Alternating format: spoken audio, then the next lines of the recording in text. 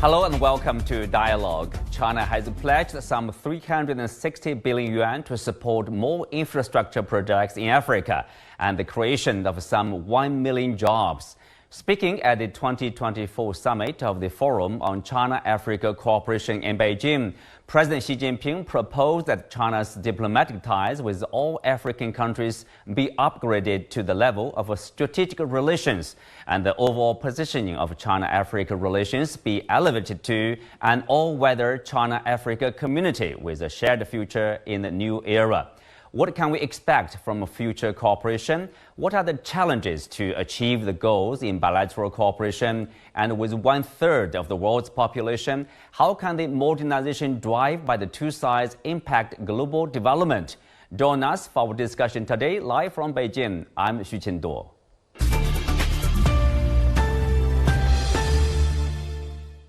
Joining me today are Professor Deng Yanqing, Deputy Director of the Division of Peace and Security Studies at the China-Africa Institute, Bo Bangyuan, China Chief Representative of the Afriland First Bank, Dr. Lauren Johnston, Associate Professor at the University of Sydney, and Astrid R.N. Haas, Independent Urban Economist. Welcome to Dialogue. Yanqing, I will start with you. So what's your takeaway of 2024 FOCAC in China-Africa cooperation here? Today's summits have given us a very strong signal that the China-Africa partnership, which is a manifestation of time-honored China-Africa traditional friendship, has reached a new historical height. In terms of the depth and the breadth of the cooperation, together with the efficiency and outcome of the partnership, as well as its global significance, thanks to the rapid and inclusive development of the partnership between the two parties throughout the past decades. Well, Lauren, here China has pledged funding of 360 billion yuan, or some $51 billion US. So what does it mean? What does this move mean to the African development, the overall development in African countries here? Well, it's important. There's a massive financing gap in most countries in Africa. And according to the plan just released from FOCAC, the money will be directed to all sorts of activities, from poverty alleviation to fostering industrial cooperation to connectivity. So to me, it really means more of what has been happening already, but expanded and deepened and continue to grow. So I think it's simply good news and more going forward from where things have come. Bong Yuan, you are the banker. I mean, you see among the 360 billion, 210 billion yuan bank loans. 80 billion yuan will be assistance about aid, all kinds of aid here included, and also I guess 70 billion yuan will be no less 70 billion yuan will be the investment from the Chinese side, Chinese companies. Are we talking about probably state-owned companies and also private ones?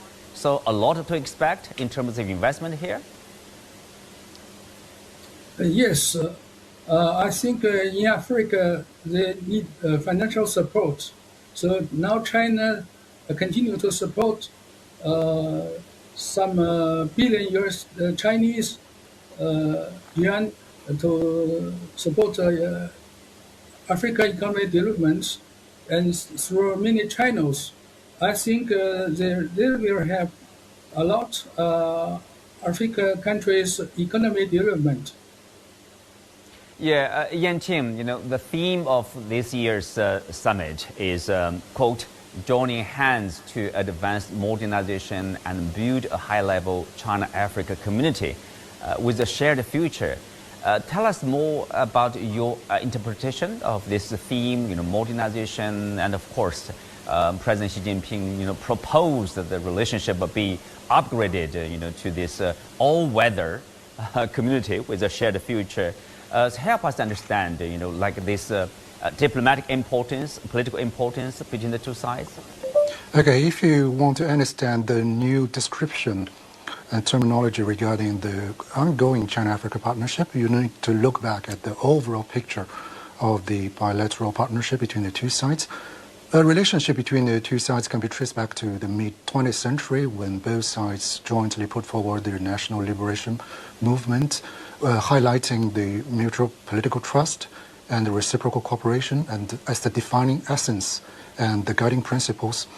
So the FOCAC, which was launched at the beginning of the new millennium, provides a new platform to the cooperation between the two sides against the new backdrop of the new centuries.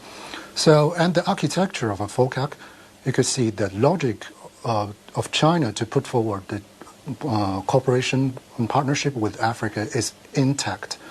So from the 10 major cooperation program to the 8 major cooperation initiative, up to the 9 programs proposed by the summit of the FOCAC, you can see that China has always been stay committed to its partnership with African countries. So from the terminology used by presidency, you can see that the status of the Africa is keep on rising in China's overall diplomacy towards the world. From the beginning, China-Africa should build a community with a shared future, and then we move to build a community with a stronger community with a shared future. Up to today's new guiding principle of the all-weather community with a shared future. This highlights the China-Africa cooperation has experienced a rapid development in terms of its whole scale, in terms of its quality, in terms of its significance, and in terms of its outcome. Because the China and Africa all belong to the developing world. So to realize the dream of rejuvenation of the nation, the modernization of the country, is the common dream, the common aspiration of Chinese and African peoples. So against this backdrop, to highlight the modernization as the common goal that both China and Africa are going after, highlights the bright future of the China-Africa cooperation in the upcoming decades.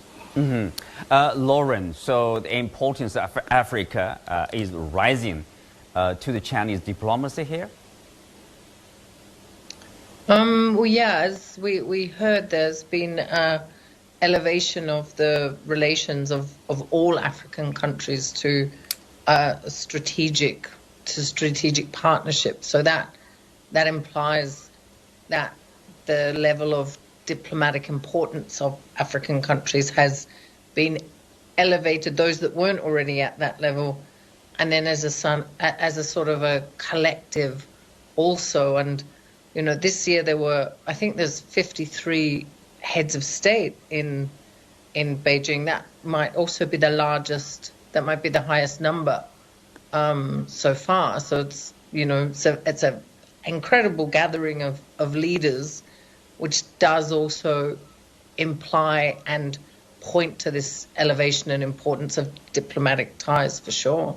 Bong Yuan, so what's your take, you know, what's your impression of this year's summit, you know, 50 plus heads of states getting together in Beijing, and of course, if you look at the Chinese plan, as Yanti mentioned, you know, 10 action plans and also all kinds of cooperation, so all kinds of projects and programs there.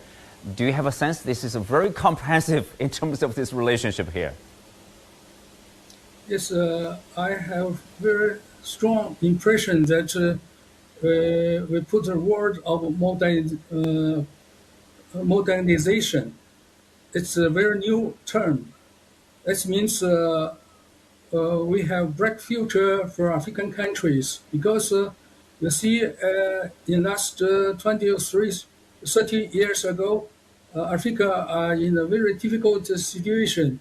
And after last 20 years, China-Africa cooperation, now we are arriving at a new start point. Now this start point means that we can go together for modernization. That's my first impression about this new summit. Well, we know that Bang Yuan modernization, where China is making, let's say, tremendous progress in terms of realizing the Chinese-style modernization. Where are African nations now? I mean, how far is it? I mean, if we said that as a goal, to achieve modernization, industrialization for African nations? Yes, as you know, as all people know that African countries have a 2063 agenda. In this agenda, they fix a very high objective, that's industrialization and common market. So they focus on the modernization in this agenda. It's still 40 years ahead. So it's imminent. Now they start this program and accelerate this program. And China can help them a lot. So for modernization, I think now China has already helped African countries to construct in many instruction projects such as seaport, airport, highway, railway, and so many projects that make possible for African countries to start the process of industrialization and promote export and have more economic exchange with outside world. So it makes it possible to go further in the economic development in the new period. So it's a crucial moment to say that the modernization, that we try to work together to follow the 2063 agenda project. Yeah, the alignment of the agendas there. Yanqing, here obviously there's a role to be played by China or is played by China. For example, one of the Chinese actions, according to the presidency, is that China will give all LDC, least developed countries, including 33 African nations, zero tariff treatment, of the 100% tariff line. What does that mean? Or how much help is that move to these African nations? I think this is a strong commitment that China has made, and also China's concrete action to honor its duty to engage and support Africa's development. Because, Africa is a continent of more than 50 countries, sovereign states. If we plus the African Union Commission, there are more than 50 entities that China is engaged with. Well, by making comparison among these states, you will find some of the countries, they are besieged with the real challenges of development due to the geographical location, like a landlocked location, or because of the relatively small economic scale, or because of the vicious effect left by the Western Germany. So against this backdrop, these countries will experience more difficulties in carrying out the international cooperations.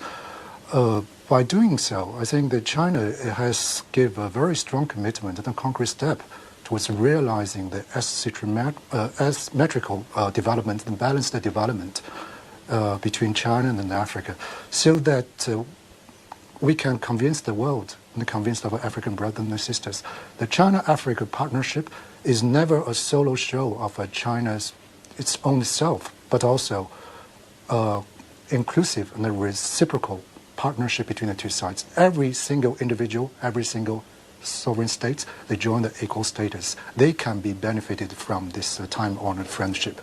Mm-hmm. Well, now we are connected with Astrid. Astrid, welcome to the show. During this summit, China, thank you very much. Is also prepared to carry out 30 infrastructure connectivity projects in Africa. Earlier this year or even before, people were talking about less big-ticket infrastructure projects financed by China, and now we heard of this 30 project over there. What's your response to that? So I think that's excellent, so long as the projects are connected with each other. I am currently here speaking to you from Addis Ababa, where the African Union is holding its inaugural African Urban Forum. And the theme here is about how you use the power of urbanization, like China did, to industrialize And that requires infrastructure as a foundation, but not individual infrastructure projects, but ones that are connected. And so I think it's excellent that China is really making this commitment. And I would hope from our African leaders that we see how these projects are able to connect the continent, either under the Africa Continental Free Trade Agreement or otherwise the various regional economic groupings that we have. Well, Astrid, share with us, for those of us who are outside of Africa, who are not that familiar with the African continent, how important is it to be connected? In terms of industrialization, infrastructure in this sense. Yes. How important are they to connect, to get people connected or get the cities connected, for example? It's absolutely critical. So the previous speaker mentioned, Africa is a very diverse continent of 54 countries. But I think what is also important to remember is that many of these countries are landlocked. And so therefore, to be able to industrialize, so to be able to have access to regional and global markets, you need infrastructure. You need ports, you need roads, you need rail, and otherwise. And so this will be critical to the development.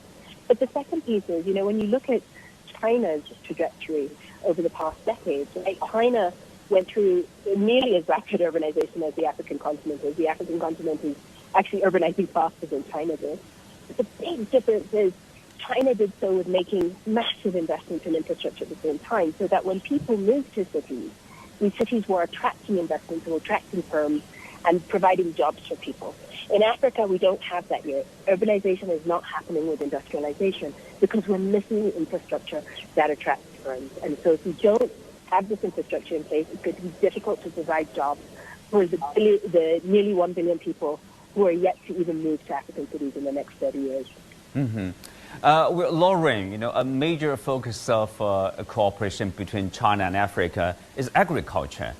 In addition to, of course, the direct investment, China has implemented, for example, 47 poverty reduction projects at the government level and promoted over 300 agricultural technologies in Africa.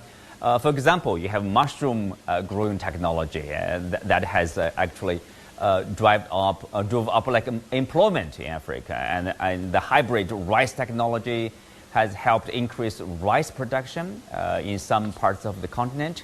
How do you overall, evaluate this agricultural cooperation or, the sharing of the technology from the Chinese side?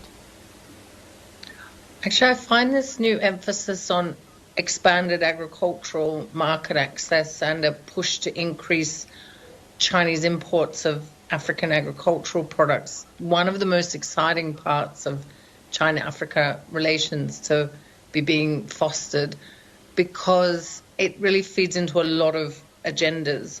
For example, the majority of people living in poverty in Africa live in rural areas, and poverty is deepest in rural areas also. And then one of the sustainable development goals of the United Nations is to eliminate hunger.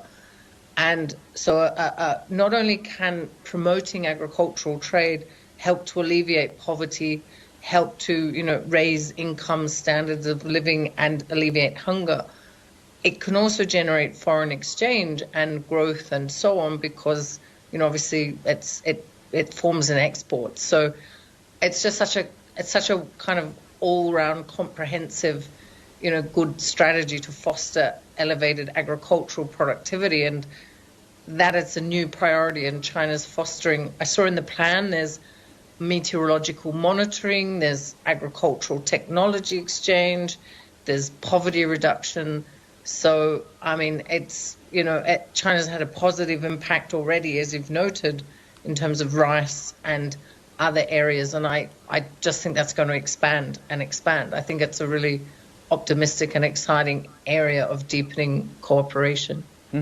Well, Lauren, we are seeing there are a lot to be developed, to be made. For example, agricultural production, you want to reduce poverty. We know in China there's a successful poverty alleviation program. And at the same time, we want to develop infrastructure, connectivity.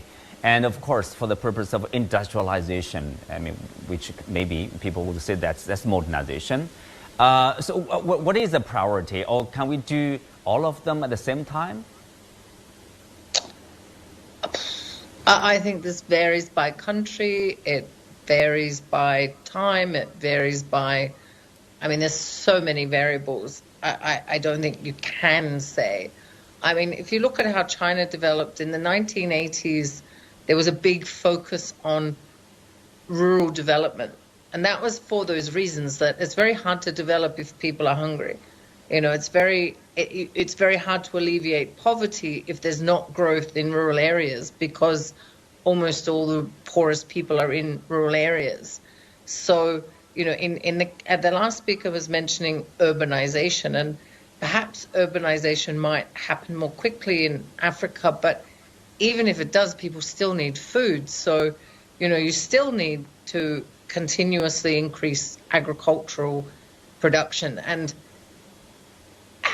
it's just a question of trying to get all the balls in the air at the right time, which is surely different. It's very hard to say there's a prescription for any country to follow strictly. I would have to say, but it's an incredible juggling act to get them all going and keep them all in the air, for sure. Mm-hmm.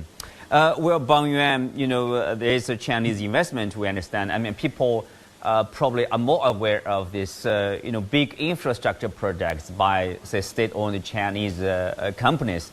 What about the private sector? You know, those individual Chinese small firms doing investment in Africa. What are the areas they are investing in, and what about the performance? Yes, there are a lot of Chinese companies now. They want to go to African markets, so they seek business opportunities there. I think the big variety of Chinese company, they find that each of their business opportunities. Actually, I think there are many Chinese companies that are doing trade meetings in Africa, and some manufacturer companies who like to go there. And also, you see the African countries, for their economic development, they need to import a lot of machines. And they found that the Chinese machines are of very good quality, and the price are very competitive. So a lot of Chinese manufacturers, this group in Africa, and try to expand their products in African markets. So if you say that which sector Chinese company invest most, I think generally speaking, energy and mining and infrastructure. This kind of investments are mainly made by Chinese state-owned company, big company, because they require big investment. And for other sectors, the commercial business sectors, there are many private Chinese companies go there. For example, for production of metal products, plastic products, and also for consumer goods. So there are many possibilities. Also, there are Chinese companies that they are there for the property, real estate, construction projects. There are many Chinese companies too. Right. Yanting, you know, I mentioned, you know, put forward this question because I'm thinking of like, you know, developing the economy. You need not only the participation of the big companies for infrastructure, but also small enterprises or individuals, you know, with dreams, you know, finding opportunities to do investment, to bring the vitality to the city and to the country. Speak of that, you know, there are many, you know, numerous small, let's say, projects or programs or in other aspects. For example, 2,000 doctors will be in African countries, you know, with other medical programs, and also like 1,000 small and beautiful small programs that help with the poverty reduction, etc. What do you think of those programs, of those individuals or individual Chinese companies, even say individuals from Africa, companies doing business in China? We are seeing increasingly more and more in that respect too. Yes, you are right. These changes highlight the transformation and the evolution logic I've above mentioned regarding the China-Africa partnership. Because before the recent 2 decades, the main engine who drive the China-African partnership, for one is political mutual trust, and second one is reciprocal economic cooperation, which are mainly carried out between the government. And now with the rapid development of the more widespread span of the bilateral partnership, more areas that both sides are concerned with, especially the livelihood, the real development, concrete development of the rural area, of the grassroots level, they become the common concern of the both sides, so that we can make our development more inclusive to be really benefited people. This also highlights and corresponds to the basic principle that China has been attaching importance to, that is people-centered development. The Chinese modernization, we can say that the key access lies in the Chinese modernization is the principle of people-oriented or people-centered. So as the extension of China's overall development achievements across the African continent, we can also say that ongoing partnership between China and Africa is also a partnership which are driven by the basic principle of people-centered and people-oriented. So by doing so, we are giving them more incentives to let the common people, besides the government, to get engaged and to be really benefited from this ongoing partnership. Yes.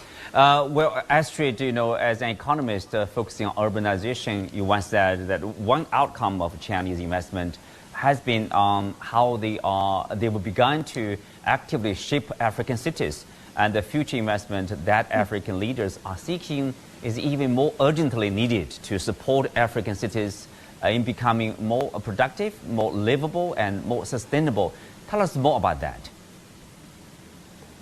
Yeah, so, I think aside from the infrastructures that we already talked about in connectivity, I think another super exciting area for China-Africa collaboration is the incredible strides that China is making right now with renewable energy, and the innovation and research that is obviously going into that.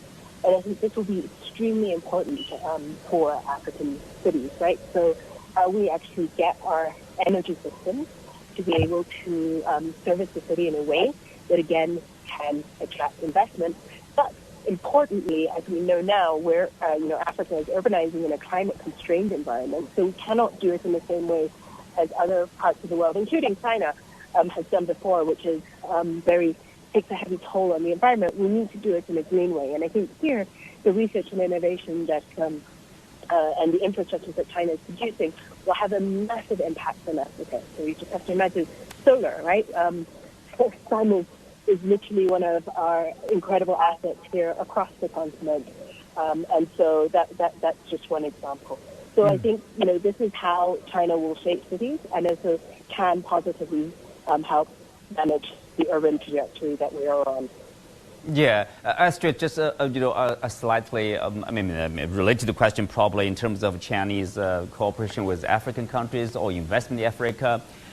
Briefly, in your one of your articles recently, you mentioned about the cooperation. You quoted from the former president of Senegal, Mr. Wade, when he said that China's approach to the needs of Africa is different from other countries. Briefly, how is they are different? So first of all, I think you can already see it's different, right, in terms of how many of our leaders across the continent are currently in Beijing and the reception that they received in Beijing, right? You see some of the pictures that are coming out. It's truly like a reception on a red carpet. So it is a partnership at equal level. All right, we have to stop there. With that, we are coming to the end of today's show. Many thanks, and see you next time.